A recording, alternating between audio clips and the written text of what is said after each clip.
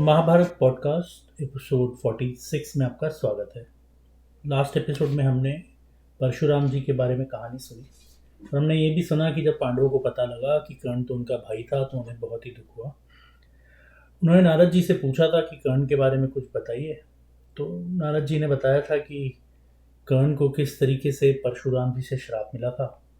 अब नारद जी ने आगे कहा कि एक बार कर्ण की जरासंध के साथ भी मुठभेड़ हुई थी और कर्ण ने जरासंध को परास्त कर दिया था। तो जरासंध ने कर्ण को अपना मित्र बना लिया था और उन्हें चंपा नगरी उपहार में दे दी थी। पहले कर्ण केवल अंग देश के राजा थे, लेकिन इस युद्ध के बाद में दुर्योधन की अनुमति से उन्हें चंपा नगरी भी मिल गई थी। कर्ण के जन्म के साथ ही उनके पास कवच और कुंडल थे, जो कि दोनों ही दिव्य थे, लेकिन ये दोनों वस्तुएं उन्होंने दान कर दी थी।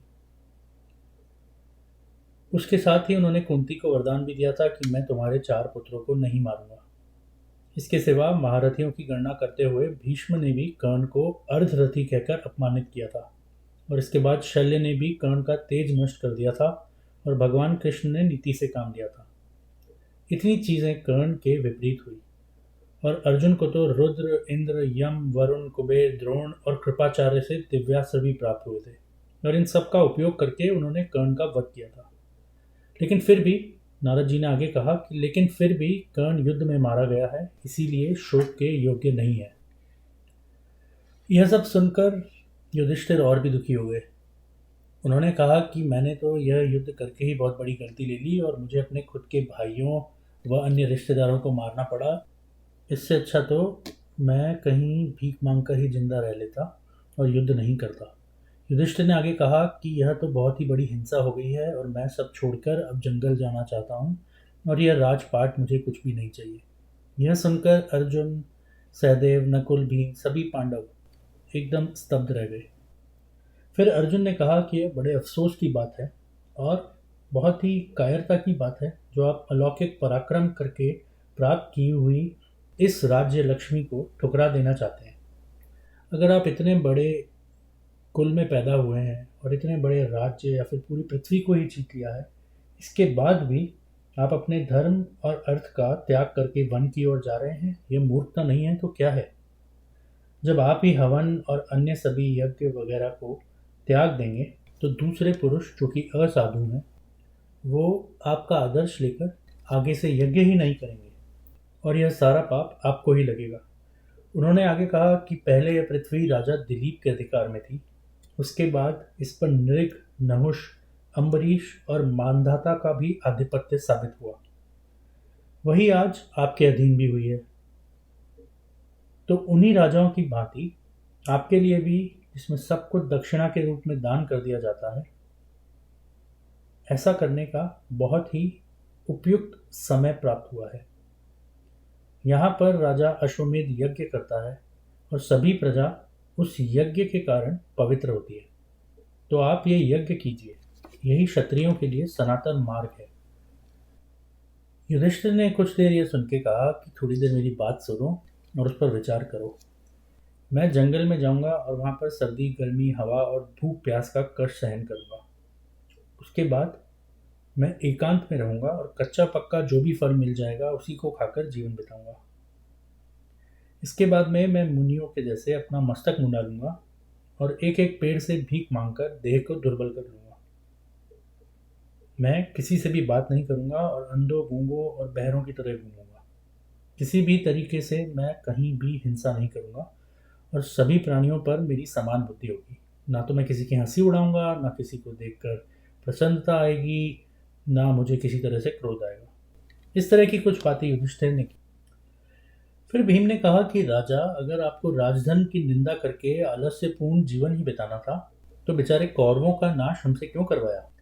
यदि यह विचार आपको पहले ही होता तो हम लोग भी हथियार नहीं उठाते और किसी का वध नहीं करते। अगर आपको भीख ही मांगनी थी तो हम भी ऐसा ही करते और हम आपके साथ मिल लेते।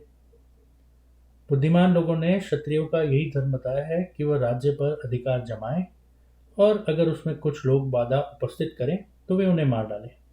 दुष्ट कौरव भी हमारे लिए राज्य प्राप्ति में संकट बने हुए थे, इसीलिए हमने उनका वध किया। अब आप अपने धर्म का पालन कीजिए और इस पृथ्वी पर राज कीजिए वरना हम जैसे लोगों का सारा प्रयत्न ही व्यर्थ हो जाएगा।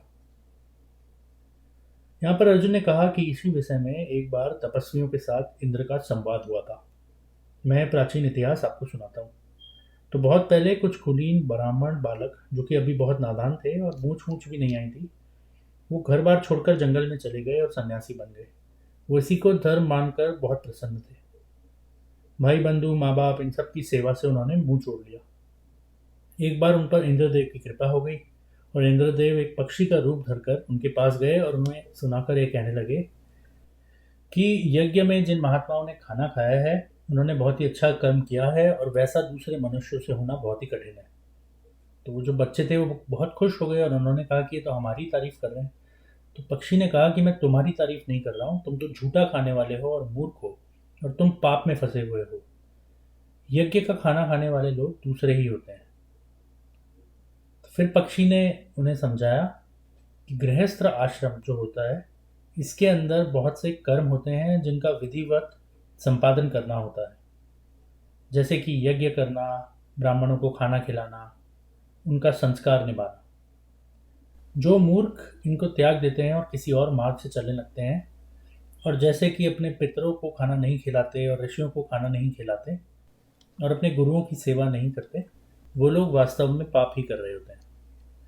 इसके बाद नकुल और सहदेव ने भी समझाया कि यह जो पृथ्वी है, न तो आपको किसी शास्त्र को सुनाने से मिली है, न दान में, न आपने किसी को समझा बुझा कर इसे हड़पा है, और न ही यज्ञ में प्राप्त किया है। आपने तो शत्रुओं की प्रबल सेना का संहार कर कर इस पर विजय पाई है। तो अब आप इस पृथ्वी का उपभोग कीजिए। यहाँ पर अर्जुन ने फिर कहा कि महाराज, एक बार राजा जनक पर भी ऐसा ही कुछ सवार हो गया था। उन्होंने धन, संतान, स्त्री, सभी प्रकार के रत्न वगैरह का त्याग कर कर भिखारियों की तरह मुट्ठी भरकर भुना हुआ जौ खाकर रहने की इच्छा जागृत हुई। जब उन्हें उनकी रानी ने देखा तो उन्होंने कहा कि अगर आप ये सब करेंगे तो इस राज्य में जो लोग मुट्ठी भर जौ वास्तव में चाहते हैं, उनकी सेवा कौन करेगा? यहाँ पर रहने वाले साधु संतों को अन्न कौन देगा? अगर आप गृहस्थ आश्रम से अलग हो जाएंगे तो बचे हुए जो लोग हैं उनकी सेवा कौन करेगा? राजा जनक को जब रानी ने समझाया तो राजा जनक मान गए थे। अर्जुन ने यही चीज़ युधिष्ठिर को भी सुनाई, लेकिन युधिष्ठिर अब भी नहीं माने। फिर युधिष्ठिर को वहाँ पहुँचे हुए अन्य महर्षियों ने, ऋषियों ने, सबने समझाया, यहाँ तक कि व्यास जी ने भी समझाया, पर युधिष्ठिर नहीं माने। फिर श्री कृष्ण आ गया। उन्होंने कहा कि युधिष्ठिर, अगर तुम्हें वास्तव में सुनना ही है और तुम्हारे पूर्वजों के मुंह से सुनना है तो एक काम करिए, चलिए हस्तिनापुर चलते हैं और वहाँ पर भीष्म से मिलते हैं, जो अभी भी शैया पर लेटे हुए हैं। यह बात सुनकर युधिष्ठिर को लगा कि यह तो वो कर ही सकते हैं। तो इसके बाद वो हस्तिनापुर के लिए रवाना हुए। हस्तिनापुर जब वो पहुँचे तो वहाँ उनका भव्य स्वागत हुआ। उनको पूरे राजा की पोशाक पहनाई गई, मुकुट पहनाया गया और उनका राज्याभिषेक हुआ। इसके बाद वो मिलकर श्री कृष्ण के साथ में और अपने लाभ लश्कर के साथ में भीष्म जी से मिलने गए, जो अभी भी युद्ध भूमि में शैया पर लेटे हुए थे। अब इसके आगे क्या हुआ ये हम देखेंगे अगले एपिसोड में। सुनने के लिए धन्यवाद।